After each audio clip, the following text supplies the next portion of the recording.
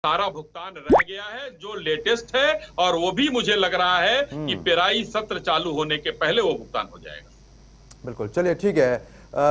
गिरी साहब, भुगतान हुआ या नहीं हुआ है? शाही साहब, मैं लौट के आपके पास जरूर आऊंगा, क्योंकि आप कह रहे हैं कि किसान बहुत खुश है। उसका जवाब आपसे लेना बहुत जरूरी हो जाता है, क्योंकि ग्राउंड जीरो पर जाके मैंने खुद वहां की मौजूदा स्थिति देखी है। गिरी साहब बोलिए पहले आप।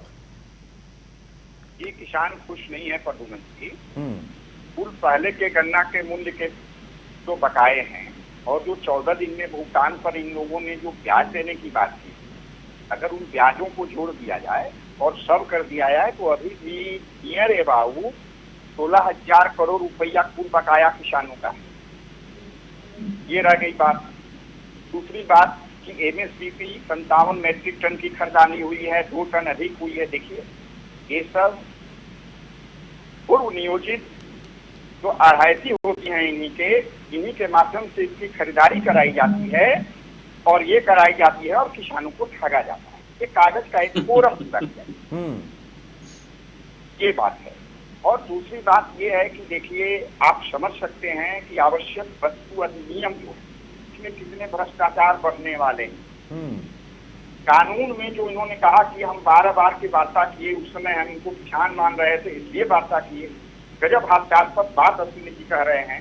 हमको कहना ये है, तो आप बिल लेकर के आए तो वार्ता के टेबल पर तो 15 या 16 या 17 हेडलाइन बिल के थे। उस बिल में से पूरे बिल में 9 कमियां वार्ता के टेबल पर सरकार ने माना कि ये अमेंडमेंट योग्य है, अमेंडमेंट के लायक है।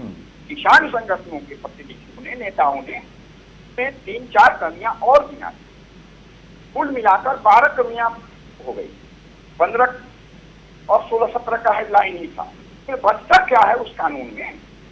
कुछ नहीं बचता है। कपड़ा भी रफ्तू किया हुआ नहीं पहन सकते हैं। और ये कानून कहीं से सफेद नहीं है, मैं काला नहीं कहूंगा, कहीं से सफेद नहीं है। ये बता दें, इसीलिए मैं कह रहा हूं कि रटा रटा है। आप देख रहे हैं सब जगह हमारे बिहार में धान किस हिसाब से बिक रहा है, गेहूं किस हिसाब से बिक रहा है, सब प्राइवेट। ये देखिए, कहने की बात है, किसान बहुत है और किसान मन बना चुका है और देश जो है परिवर्तन खोज रहा है। ये झूठे बोलते हैं, ये जुमलेबाज सरकार है। ये जो 13-14 में बोले वो पूरा नहीं किया इन्होंने। ये अपने वादे से मुकर गए। इतने बड़े बड़े कुछ नेताओं ने इसको एक्सेप्ट किया, स्वीकार किया कि ये तो जुमला बोला गया। ठीक है। शाही साहब, मैं सवाल पर दोबारा लौट रहा हूँ। 9 महीने से ज्यादा का समय हो चुका है, वहां पर किसान लगातार डटे हुए हैं। ठीक है, आप एक चीज का जवाब दे दें, अगर आपको कोई स्वार्थ नहीं है, आपका कोई फायदा नहीं है, तो एक जगह पर 9 महीने एक शख्स कैसे टिका रह सकता है? आप कहीं रह लेंगे 9 महीना सड़क पर? प्रद्युमन जी, 9 महीना कोई भी रह सकता है अगर उसकी भावनाएं कलुषित हैं, बाहर से उसको चंदा मिल रहा है, तो अच्छा एसी और तो ये चंदा सभी किसानों में बट रहा है क्या जी? ये जो लोग बैठे हुए हैं, ये चंदा सब में बट रहा है क्या चंदा? अरे अब वहां देखिए, मैं तो कह रहा हूं कि इतना बढ़िया चैनल आपका, रिस्पॉन्सिबल चैनल है। आप ग्राउंड जीरो पर एक बार अपना आदमी भेज कर देखिए। सर, पूरी टीम कई जाती लोगों है। का वीडियो सोशल मीडिया, हम लोग अगर कह दे तो अभी गिरी जी कहेंगे देखिए रटा रटाए बोल रहे हैं, स्क्रिप्टेड है। सोशल मीडिया तो भरा पड़ा है। मैं बीच में नहीं बोलना चाहता हूँ, लेकिन चंदा मिल नहीं रहा है। वहाँ जो बैठे हुए किसान बंधु होते हैं, मैंने भी दिया है चंदा। हम लोग आपस में उस चंदे को देते हैं और खाने पीने के लिए, और तब ये आंदोलन चल रहा है। किसानों से बड़ा सब्र इस देश में कोई नहीं रख सकता है। ठंडे के दिन में 0 डिग्री सेंटीग्रेड में पानी की नाली टूट जाती है, किसान वहां से हो जाता है। ठीक है, 1 साल बर्बाद होता है। अब देखिए, आज ही की बात है, आज ही की बात है। ठीक है, आज ही की बात है शाही साहब। नोएडा, दिल्ली में लगातार बरसात पड़ रही है। सर्दी चली गई, गर्मी चली गई, बरसात अब जाने को हो गई, लेकिन लगातार किसान डटे हुए हैं। तो कुछ तो आप लोग सुनवाई कीजिए ना। 11-12 दौर की बैठक देखने को मिली है, आप लोग सत्ता में है, कुछ तो इसका हल निकालिए।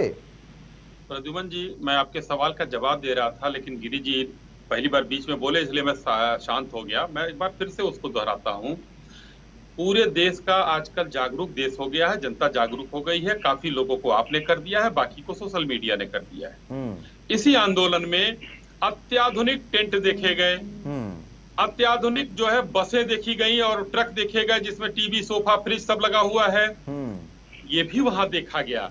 वहां पर ऐसे ऐसे टेंट देखे गए जो हिंदुस्तान के लोगों ने देखा नहीं था, जो मतलब आग से भी बचाते थे और गर्मी से भी बचाते थे और उसके बाद बरसात से भी बचाते थे।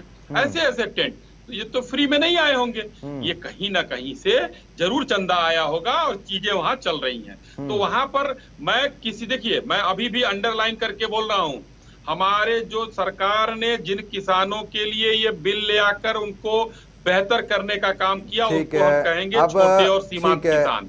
ठीक है, छोटे और सीमांत किसान। प्रद्युमन जी, ठीक है, आपने चंदे की बात बोली ना, मतलब देश के बाहर से चंदा आ रहा है? एकदम आ रहा है। ठीक है, तो इसमें आपकी लापरवाही है। हवाला से पैसा आ रहा है, आप लोग क्या कर रहे हैं? अब पता नहीं अब कहां से आ रहा है, हवाला से। उसमें जांच हो रही है पंजाब में, एक IAS अफसर लगाकर पंजाब सरकार जांच भी करवाई है कुछ दिन पहले। वहां पर चीजों की जांच हुई है, एक कमेटी वहां पकड़ी भी गई थी जो आड़तियों के साथ थी। ये सब चीजें देखिए, इस आंदोलन में बहुत सी चीजें गड़ी हुई हैं, उनको हम लोग दबा रहने दें। और जो किसान नेता हैं इनको छोड़कर जो हमारे किसान हैं उनको हम अन्नदाता कहते रहे, ये हमारे लिए बेहतर है। ठीक है गिरी साहब, ठीक है, छोटे और सीमांत किसान। ठीक है गिरी साहब, अगर बाहर से पैसा आ रहा है तो किसकी लापरवाही है? जवाब दें पहले एक बार इस सवाल का। नहीं, बाहर से तो पहले पैसा आ ही नहीं रहा है, सरकार की एजेंसियों की जिम्मेदारी है। और मैं एक बात इस पे कहना चाहूंगा कि पब्लिक के टैक्स का पैसा हमारे माननीय प्रधानमंत्री नरेंद्र दामोदर दास मोदी जी ने, क्या कहूं, कहने में भी तो ये लग रहा है, जो 10 लाख की सूट की बात कौन नहीं जानता। और 10 लाख की सूट ही नहीं, बहुत ही ऐसे जगह हैं जहां पैसों का दुरुपयोग किया जा रहा है। 190 कंपनियों में 29 कंपनियों को बेच डाला गया। आखिर ऐसा क्यों? ये सरकारी वाले काम नहीं करते हैं, बोलिए शाही साहब। प्राइवेट वाले काम करते हैं। एक बात मैं और लेना चाहता हूँ, सरकार नहीं, सरकार के चुने हुए, जनता के चुने हुए प्रतिनिधि वहां जाते हैं। इनको पेंशन और सैलरी नहीं मिलनी चाहिए, ये पर जनता की सेवा के लिए जा रहे हैं। ये अपनी पेंशन सैलरी छोड़ तो दें। ये सभी राजनीतिक दल एक ही थाली के चट्टे बट्टे हैं, ये सुन लीजिए। और किसान कहीं से राजनीतिक नहीं है। किसान को मोदी जी, माननीय मोदी जी किया है, इसके लिए मोदी जी को मैं तहे दिल से धन्यवाद देता हूं कि कोरोना काल में जो दरवाजे से 3 कृषि काले कानून लाकर किसान और किसान माताओं के गर्भ में पढ़ रहे बच्चों को जगाने का काम किया है। थोड़ा सुन लीजिए, अब थोड़ा सुन लीजिए गिरी जी। देखिए, आपने 2 बातें कही एक साथ और दोनों का अलग अलग मैं जवाब देता हूँ। पहला तो आपने कहा बेच डाला, क्या क्या बेच डाला, ये भ्रम फैलाया जा रहा है। प्रद्युमन जी, मैं आपको कहना चाहूंगा, इसके बारे में आप छानबीन आप कर लेंगे, मीडिया से बेहतर कहीं अन्वेषण करने वाला कोई इस समय नहीं है हिंदुस्तान में, एजेंसियों को छोड़ दिया जाए तो। जो बेच डाला है उसमें स्पष्ट रूप से माननीय वित्त मंत्री जी ने आकर कहा सबके सामने कि हमने क्या किया है, हमने लीज पर दिया है। लीज पर देने से हमको उसका पैसा एक मुश्त मिलेगा जो देश के विकास में खर्च होगा। संपत्तियों का मालिक भारतीय सरकार रहेगी, यह बहुत स्पष्ट रूप से कहा गया। लेकिन ये हमारे गिरी जी एक किसान है, किसान नेता हैं, इनको राजनीतिक दलों के नेताओं ने भ्रम फैलाकर बरगलाया है, तो आज ये बोल रहे हैं कि बेचा जा रहा है। गिरी जी, निवेदन के साथ कहूंगा आपसे कि कोई संपत्ति नहीं बेची जा रही है। भारत सरकार सबकी मालिक है, उसमें एक साथ पैसा वहां से उनसे लिया जा रहा है, उनको दे दिया जा रहा है कि आप चलाओ, आप इसको अपना पैसा धीरे धीरे करके वसूलो। ठीक है, ये आपको इस भ्रम जाल से निकलना पड़ेगा। दूसरा, आपने अभी बताया 10 लाख का सूट और क्या ये सब चीजें, ये इस बहस का मुद्दा नहीं है। इसमें हम अगर किसान भाइयों को देखें तो मैं बार बार कहूंगा कि चुनाव, आपने कहा कि चुनाव मुद्दा नहीं है, ना हमारे राजनीतिक महत्वाकांक्षा है। संयुक्त किसान मोर्चा, प्रद्युमन जी, संयुक्त किसान मोर्चा के नेता है चढ़ूनी जी। अभी उन्होंने पिछले महीने पंजाब में घोषणा की, मैं तो चुनाव लड़ूंगा, मेरा संयुक्त किसान मोर्चा चुनाव लड़ेगा। लोगों ने उनको बाहर कर दिया उससे कि भाई आप चुनाव लड़ोगे तो आप बाहर रहोगे। 1 हफ्ते के अंदर फिर उनको वापस ले लिया जाता है कि भाई ठीक है, आप जैसा भी करना हो करो, आप वापस आओ। एक घटना ये हुई। दूसरी घटना मैं बताता हूं। उत्तर प्रदेश में जिला पंचायत के चुनाव हो रहे थे। बिजनौर से एक प्रत्याशी खड़ा किया जाता है, जिला पंचायत सदस्य, उसकी जमानत जब्त हो जाती है। वो प्रत्याशी संयुक्त किसान मोर्चा खड़ा करता है। ये आपको जानकारी दे दूं गिरी जी, और उसके बाद भी आप कहेंगे कि हम राजनीतिक नहीं हैं, हम राजनीति नहीं करते हैं, तो ये कहना बेमानी होगी। इसका क्या मायने निकाला जा सकता है, प्रद्युमन जी जानेंगे। जी गिरी साहब बोलिए। जी, पहले मैं बता दूं, मैं 10 लाख की छूट की चर्चा इसलिए किया कि बहुत ही दुखद बात है जो अश्विनी जी के मुंह से हमने सुना। ये किसानों के पास एसी देखे गए, टेंट देखे गए, ये पिज्जा और बर्गर खाते हैं। मैं अश्विनी जी से पूछना चाहता हूँ, तो किसान अन्न पैदा करके आपके मुंह तक निवाले उपलब्ध कराता है, आपको भोजन उपलब्ध कराता है, ये आलू का चिप्स बनता है, वो कपड़े कपास पैदा करके आपको अच्छे अच्छे कपड़े पहनाता है, क्या वो पहन नहीं सकता, वो खा नहीं सकता? इससे आप लोगों को एलर्जी है? नहीं, बिल्कुल नहीं होनी चाहिए। ये बहुत ही गलत बात है, इसको स्वीकार कीजिए। ऐसा नहीं होना चाहिए। किसान के बच्चे भी पढ़ लिख गए हैं, किसान भी 5 स्टार होटल में रुक सकता है, किसान भी अच्छी गाड़ियों पर चल सकता है, इसे एलर्जी नहीं होनी चाहिए। तो क्या वो किसान नहीं है? वो बिल्कुल किसान है, किसान है, रहेगा और था। ठीक है, लेकिन देखिए, ठीक है, लेकिन देखिए आरोप प्रत्यारोप इतनी देर से यहाँ पर हो रहे हैं, लेकिन उसका नतीजा कुछ नहीं निकल रहा है, क्योंकि 9 महीने का समय वहां पर हो गया जहां पर आंदोलन कर रहे हैं किसान, वहां का कोई हल नहीं निकला। अब आप लोग महापंचायत कर रहे हैं, उसका भी कोई हल निकलता हुआ नजर नहीं आ रहा है। जवाब दीजिए गिरी साहब, कोई हल निकलेगा ये महापंचायत करने का? देखिए, हल तो निकलेगा, हल तो निकलना। कितना समय लगेगा? पूरा विश्वास है कि हल निकलना है, क्योंकि हल जब तक नहीं निकलेगा तब तक आंदोलन चलता रहेगा। ये भी तय है, अन्नदाता ने मन बना लिया है, श्रमदाता भी साथ आएंगे, और जितना ही देर होगा आंदोलन में, जितना ही देर होगा, देश में इसकी जो बातें हैं सोशल मीडिया से अन्य तरीके से युवा वर्गों में भी जा रही है, और अन्य प्रदेश भी इसमें साथ आएंगे।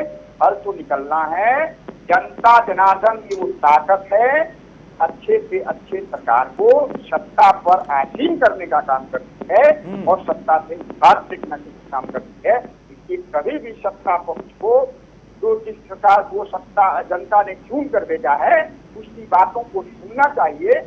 देर हो रहा है, अंधेर नहीं है, मैं बार बार कह रहा हूँ, हल निकलेगा। ठीक है, शाही साहब, हल निकलता हुआ नजर आ रहा है। जो मांग है वो पूरी की जाएंगी, या सरकार की तरफ से कुछ अलग से यहाँ पर प्रक्रिया शुरू की जाएगी? प्रद्युमन जी, देखिए, सरकार ने बहुत स्पष्ट रूप से कह दिया है कि हम आपके साथ वार्ता करने के लिए तैयार हैं, हम चीजों को संशोधन करने के लिए तैयार हैं, लेकिन ये कृषि कानून कहीं से गलत नहीं है, ये वापस नहीं किए जाएंगे। अगर किसान नेता 2 कदम आगे बढ़कर आते हैं, अन्य चीजों पर बैठकर बात करते हैं, इनकी जो भी बिजली की मांग थी वो सरकार ने मान ली थी, इनको कोई ऐसी कोई और दिक्कत वाली बात नहीं, लेकिन अगर तीनों कृषि कानूनों को रद्द करने की मांग को छोड़कर अगर कोई दूसरी मांग लेकर आते हैं हमारे बीच में हमारे किसान नेता, तो उसको माना जाएगा। सरकार ने ऐलानिया घोषणा कर दिया है कि हम आपके साथ हैं, मगर वो कानून वापस नहीं होंगे, ये चाहे आप कुछ भी कर लीजिए, ये कह दिया गया है। इन लोगों ने अब इसको देखिए बंगाल में जोड़ा, अब उत्तर प्रदेश के चुनाव में देख रहे हैं, उत्तराखंड में देख रहे हैं, क्यों नहीं जाकर ये कर्नाटक में आंदोलन करते हैं, क्यों नहीं जाकर ये जो है मध्य प्रदेश में आंदोलन करते हैं? क्योंकि राजनीतिक एजेंडा चलाना है, जो कि उत्तर प्रदेश और उत्तराखंड में चलाना है। आज पंजाब में देखिए, पंजाब की सरकार, वहां पर जो आड़तिये जो वहां पर आंदोलन कर रहे थे, जो किसानों के साथ मिलकर, वो सब लोग 2 खेमों में बंटकर अपनी चीजें चला रहे हैं। वहां भी राजनीतिक महत्वाकांक्षा।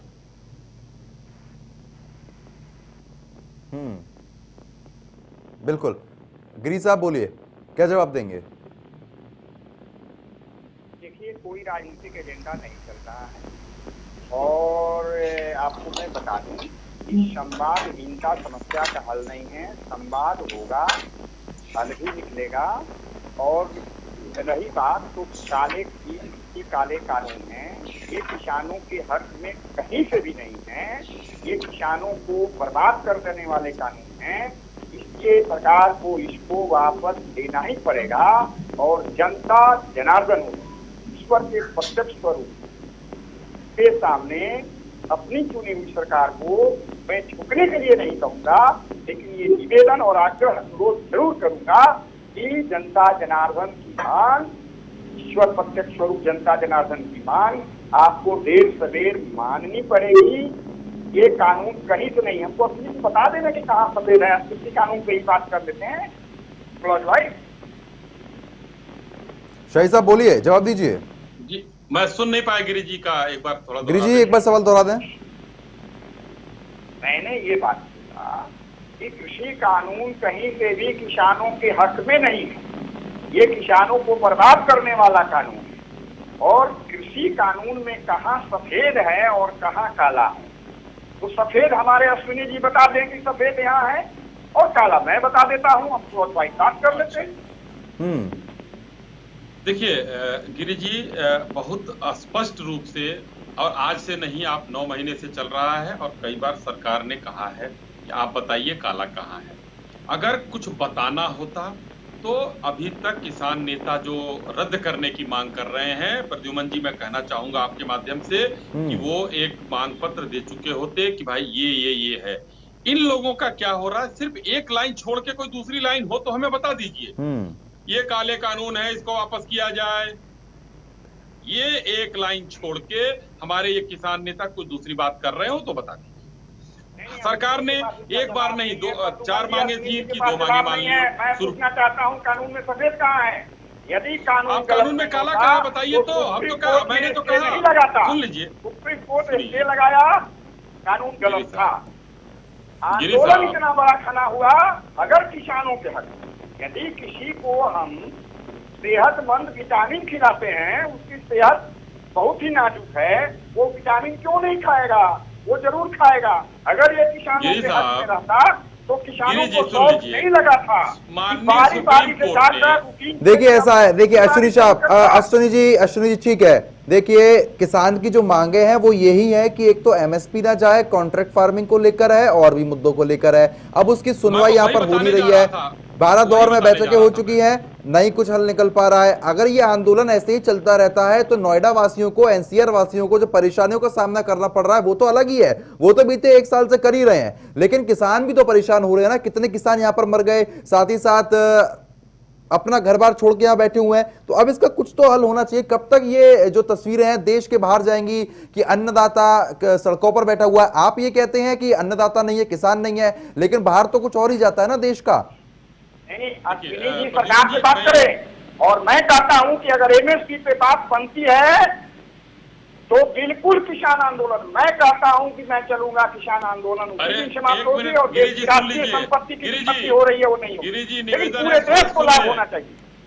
गिरी जी बोलिए 3 सवाल उठाया, मैं अभी भी अब पहले का थोड़ा सा जवाब मैंने दिया कि भारत सरकार ने जो ये कानून बनाया है, हमने फिर से छोटे और सीमांत किसानों के लिए बनाया है और उनको इसका लाभ मिल रहा है।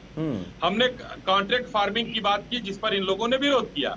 कॉन्ट्रैक्ट फार्मिंग में पहले से पंजाब में हो रहा है, उत्तर प्रदेश में हो रहा है, कॉन्ट्रैक्ट फार्मिंग हो रहा है, कहीं किसी की जमीन नहीं गई है। कोई एक जमीन गई हो तो हमारे गिरिजी बता दें कि कंपनी ने जमीन कब्जा कर लिया, क्योंकि वहां फसल का कॉन्ट्रैक्ट होता है, जमीन का नहीं होता है।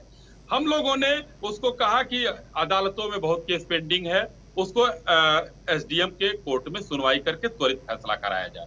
इन किसान नेताओं ने कहा कि नहीं, एसडीएम के कोर्ट में हम फैसला नहीं चाहते हैं, तो उनका भी एक संशोधन करके रास्ता निकाल दिया गया कि आप लोग जा सकते हैं, अगर यहाँ का नहीं मानते हैं तो आप अदालतों में जा सकते हैं। वहां भी हमने इनकी बात मानी। अब बताइए, किसी की जमीन गई नहीं, हमने एसडीएम कोर्ट के बाद एक और ऑप्शन दे दिया, तो ये कॉन्ट्रैक्ट फार्मिंग भी यहाँ पर ध्वस्त हो गया इनका। ये काला कहाँ है जरा बता दें इसमें काला। लेकिन शाही साहब एक बात का जवाब दे दें, ठीक है काला नहीं है, लेकिन ऐसी क्या नौबत आ गई कि आपका जो बिल है वो लॉकडाउन में पेश किया गया, बताइए। ये लॉकडाउन में पेश करने का प्रद्युमन जी ऐसा नहीं है। सरकार चल रही थी, सरकार को बिल पेश करना था। पूरे देश में ये 100 साल के बाद ये महामारी आई है, पूरा देश बंद था और लॉकडाउन में क्या बिल हमको किसानों और आम जनता के बीच में थोड़ा ही पेश होता है? ये तो जब भी सदन चलता है तो 10 बिल पेश किए जाते हैं और पास कराए जाते हैं। नहीं बिल्कुल तो ये ठीक तो है, सदन की आपका कार्यवाही है। आपका कहना भी सही है, लेकिन कहीं ना कहीं समय सीमा तो देखनी चाहिए ना, कि जब लॉकडाउन लगा हुआ है तो सोचा होगा कि किसान इस बात को लेकर विरोध नहीं कर पाएंगे। देखिए, किसान विरोध कर पाए अब मैं तो कह रहा हूं कि सदन में 50 बिल हर सत्र में पेश किए जाते हैं। सब में कुछ ना कुछ हो सकता है, जैसे किसान में आंदोलन में गड़बड़ी है उस तरीके से किसी और बिल में गड़बड़ी होगी। चलिए ठीक है, तो गिरी साहब कुछ कहना चाह रहे हैं, गिरी साहब कुछ कहना चाह रहे हैं, बोलिए गिरी साहब। महत्वपूर्ण बात कहने जा रहा हूँ। पहले मैं अपने बातों का हेडलाइन ये दे देना चाहता हूँ, अब भारत वर्ग के लोगों को सोचना होगा। अब भारत वर्ग के लोगों को सोचना होगा, भारत वर्ग के लोगों को सोचना होगा। इसलिए ऐसा कह रहा हूं कि 2 वर्गों के साथ 20-25 बड़े उद्योगपति घराने हैं, इनको इंडिया वर्ग में रखा है और बाकी 80 से 90% लोगों को भारत वर्ग में रखा है। इन भारत वर्ग के लोगों, आपने देखा होगा कोरोना काल 20,000 करोड़ 68,000 करोड़ उद्योगपतियों के माफ करके और 20,000 करोड़ किसानों को पैकेज दिए गए कर्ज। ये लॉलीपॉप देने का काम की सरकार है। ये स्पष्ट मैं आपको पॉइंट बता रहा हूं। दूसरी बात, अभी तक सरकार बनने के बाद नोट मोनिटाइजेशन, नोटबंदी, जीएसटी से लेकर जितने भी फैसले जो लिए सरकार ने 12 बजे रात को, किसी से अपने भी किसी लोगों से सलाह मशविरा नहीं किया, बिना होमवर्क के लिए फैसले, वहां तक तो क्षम्य थे, उसके भी बहुत सारे दुष्परिणाम आए। लेकिन कोरोना काल और किसान आंदोलन से जुड़े हुए जो फैसले हैं, जो बिल लाए गए लॉकडाउन में, इनकी यही मंशा थी। प्रद्युमन जी ने आपसे पूछा है, कोरोना काल में देखें क्या तमाशा था। नहीं, आप मजदूरों को लॉकडाउन लगाना था, उनके पुनः स्थान को अपने खर्च से वहां भेज दिए होते। अरे गिरी जी, विरोध में इतना मत आ जाइए गिरी जी। मैं ज्यादा उदाहरण नहीं दूंगा, समय कम होगा अब हमको लग रहा है प्रद्युमन जी के पास, लेकिन मैं ये बताना चाहूंगा कि जीएसटी और इनकम टैक्स हिंदुस्तान में कितने करोड़ लोग देते थे पहले। इनकम टैक्स जीएसटी नहीं था तब। हमारे देश की आबादी 130-135 करोड़ है, टैक्स देते हैं 2 करोड़ लोग। और गिरी जी और हम दोनों लोग छाती पीट के कहते हैं टैक्स पेयर मैं हूं, हमारे पैसे से बन रहा है। 2 करोड़ लोग टैक्स देते हैं। आज जब से जीएसटी लगा है, परेशान कौन है? जो चोर था। मैं खुलेआम आपके टेलीविजन चैनल पे कहता हूं, जो चोरी करता था। आज जो ईमानदार व्यापारी है, अपनी मूछे टाइट करके व्यापार कर रहा है और देश को लगातार 1 लाख करोड़ से ऊपर की आमदनी हो रही है। ये टैक्स, ये चोरी होती थी, ये नहीं मिलता था टैक्स। जीएसटी की बात सही कह रहे हैं आप।